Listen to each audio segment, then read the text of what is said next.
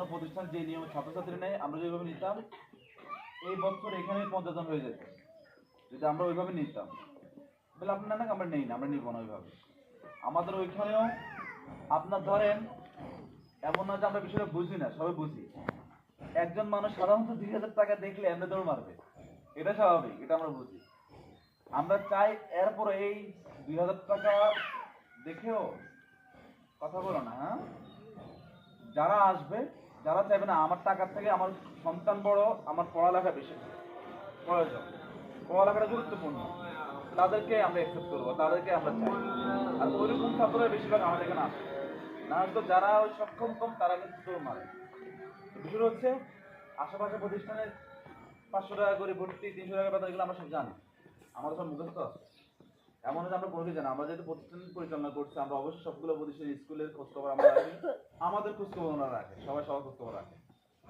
এবং আমি একটু একজনের সাথে বলছিলাম যে আমাদের শুধু এই শাখাতে হুজুরা নতুন বিধায় একটু ক্যাম্পেইন করছে, বাড়িতে নেমেছে, যদি এটা দোষ নেই, সবাই নাম, প্রাইমারি স্কুল বলেন, সরকারি স্কুল বলেন, বেসরকারি বলেন, কিন্ডারগার্টেন, সবাই কিন্তু এটা করে, মাদ্রাসা বলেন, সবাই এটা স্বাভাবিক, এটা রুলস, নামতে হয়, কথা করতে হয়।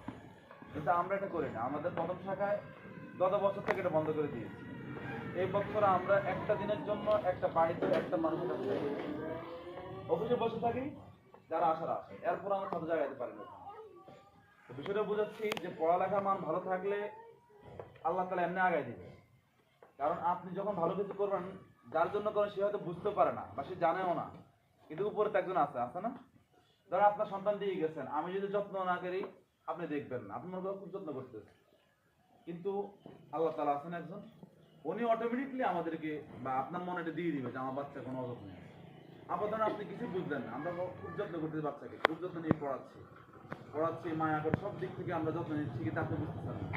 কিন্তু আপনি বুঝেন আর না বুঝেন এটা কিছু আসা যাবে না, কিন্তু উপর আলাদা বুঝলেন নাকি কথা বলেন না, ঠিক না? ধরেন আপনি এটা বুঝলেন, আপনি পড়ালেখা সংক্রান্ত যারা শিখে তারা বুঝবে, বাকিরা তো বুঝলো না। আমি যদি তার পড়ালেখা যত্ন না নেই, পড়ালেখা ঠিকমতো না করা, এটা আপনি ধরতে পারবেন না। কিন্তু আমি যদি তার ক্ষতি করি, অটোমেটিকলি আল্লাহ তাআলা আমাকে আমি দাবাই দিই, কিন্তু আপনি তো বুঝতেছেন না। আবার আমি পড়ালেখা ভালো করলাম, এটা আপনি ধরতে পারবেন বা মানুষ ধরতেও পারবে না। বিষয়টা হচ্ছে বুঝা না বুঝা, ভালো করা না করা, এটা আপনাদের সাথে সামঞ্জস্য, এটা কার সাথে? উপরে মনের সাথে আর আল্লাহ তাআলার সাথে। আমি যদি ভালো কিছু করি আমার প্রতিদান আল্লাহ তাআলা দিবে, আমি খারাপ কিছু করলে আল্লাহ তাআলা আমাকে এমনি ডাবাই দেয়, আপনি বদ্ধ করা লাগবে না। তো বিষয়টা হচ্ছে, আসেন এদিক চলে আসেন, বিষয়টা হচ্ছে একটু খেয়াল করেন, হ্যাঁ। তো বিষয়টা হচ্ছে আপনার যারা আমরা মাত্র 4 নাম্বার বছরে আলহামদুলিল্লাহ প্রায় আমরা 100 ছাত্রছাত্রী 2 শাখা, যেটা আমাদের এত উন্নত মানের অর্থ, এত ব্যয়বহুল অর্থ ধরার পরও আমরা জাগাইতে পারি না। যদি আমরা 500 টাকা 300 টাকা করে ভর্তি দিতাম, তা আমাদের প্রতি ক্লাসে 50 জন 60 জন করে ছাত্র থাকতো, আর ফ্রি করে তখন কথাই ছিল না।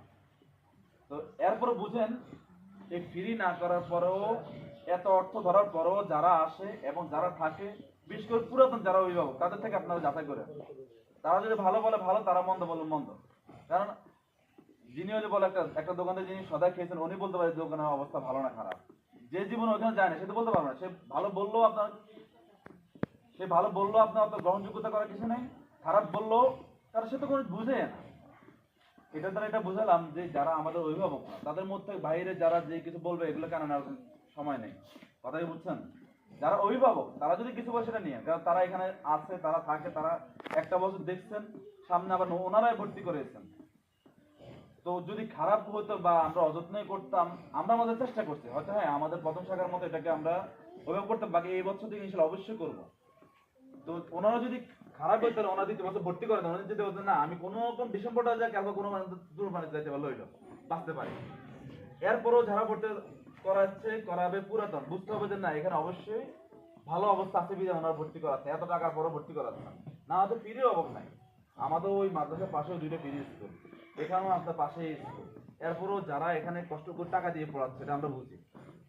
আর দ্বিতীয় নম্বর কথা হচ্ছে আপনার যেটা অর্থ দিয়ে কিনা ওটা মূল্য বেশি, ওটা মূল্য থাকে, যদিও এগুলো সামান্য অর্থ। কারণ কি, আমি প্রায় কথা বলি, পৃথিবীতে আপনি সকল কিছু টাকা দিয়ে কিনতে পারবেন, কিন্তু জ্ঞানটা টাকা দিয়ে কিনতে পারবেন না। এটার জন্য শ্রদ্ধা লাগে, মহব্বত লাগে, সম্পর্ক ভালো রাখা লাগে, শ্রদ্ধা ভক্তি লাগে, মায়া লাগে। যে প্রতিষ্ঠানে আপনার সন্তান পড়ছে ওই প্রতিষ্ঠানটা এখন আপনার, ভর্তি করেছেন এখন থেকে আপনার, এটা ভালো মন্দ সব আপনার দেখার দায়িত্ব। ভালো হলে সেটা প্রচার করবেন, মন্দ হলে সেটা ধরাই দিবেন, সংশোধন করে নেবেন। তো যাক আলহামদুলিল্লাহ, আমরা বেশি কথা যেমন গত বছর মাত্র আমাদের 4-5 জন ছিল, আমরা ওই ভিতরে বই দিয়ে দিচ্ছি। আমাদের ওইখানে প্রোগ্রাম প্রতি বছর হয়, কিন্তু এখানে করতে পারি না, ইচ্ছা থাকলেও পারি নাই। তো আলহামদুলিল্লাহ আল্লাহ তাআলা এই বছর তৌফিক দিয়েছেন। যদি ছাত্র না থাকতাম আমরা কাকে নিয়ে প্রোগ্রাম করতাম? তো এটাও এখন যেটাই হোক, এটা তো আল্লাহ তাআলা একটা তৌফিক। যদি না হয়তো ইচ্ছা থাকলেও করতে পারতাম না, আর না হলে এরকম ভাবে আয়োজন করতে পারতাম, যদি কাজটা আগের মতো করতে পারতো। তো যাক আল্লাহ তাআলা তৌফিক দিন, সমস্ত প্রশংসা শুকরিয়া আল্লাহ তাআলা। তো আলহামদুলিল্লাহ, এটা আসলে আপনার বুঝতে পারেন না, আমি জানি আমার কথা আনন্দ লাগছে, কারণ আমি 1.5 বছর 2 বছর আগে যখন এখানে আসছি, 2 বছর হতো, মানে 1.5 বছর হয় না এখনো, গত ডিসেম্বরে থেকে শুরু করছে, মানে 11 মাস চলে, এই 13 মাস চলে। তো তারপরে 1 বছরে যতটুকু আলহামদুলিল্লাহ। তো এই কারণে আমার কাছে ভালো লাগাটা বেশি লাগতেছে, কারণ আমি যখন আসলাম 2-4 জন, তো সেই জায়গায় এখন আলহামদুলিল্লাহ আমাদের সংখ্যা প্রায় 20 জনের উপর। আলহামদুলিল্লাহ, আলহামদুলিল্লাহ বলেন একটু। যেখানে গত 5 জন ছিল, সেখানে আমাদের শুধু কিন্ডারগার্টেনে 20 জন। তাও কোন কোন ক্যাটাগরিতে বললাম? অর্থ দিয়ে, টাকা দিয়ে, কষ্ট করে। ফ্রি বললে আমি আবার বলছি, ফ্রি করলে আমার প্লেতে 20 জন, নাস্তাতে 20 জন পারতাম, অসংখ্য আছে। খালি এখন বললে এখন দৌড় চলে যাচ্ছে, কিন্তু আমরা ওটা করতে চাই। ওটা করলে কোয়ালিটি ধরে রাখা যায় না। যিনি ফ্রি পাবেন উনি মূল্যটা বুঝবে না। আপনি ধরেন আরেকটা কথা বলে শেষ,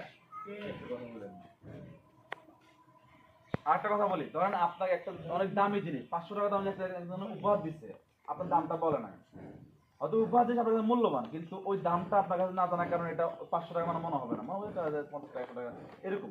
আপনার দামটা জানেন যে একটা মূল্যটা আপনার চলে আসে। ঠিক আপনার শিক্ষাটা যখন আপনি ফ্রি নিচ্ছে, তখন এটা একটু গুরুত্ব থাকে না, স্কুল গেলে গেল, না গেলে নাই। কিন্তু যখন টাকা দিয়ে কষ্ট করে পড়াচ্ছে, তখন মা বাবার এমনি গুরুত্ব চলে আসে, আর ওটাকে কার্যকারিতা আসে। তো যাক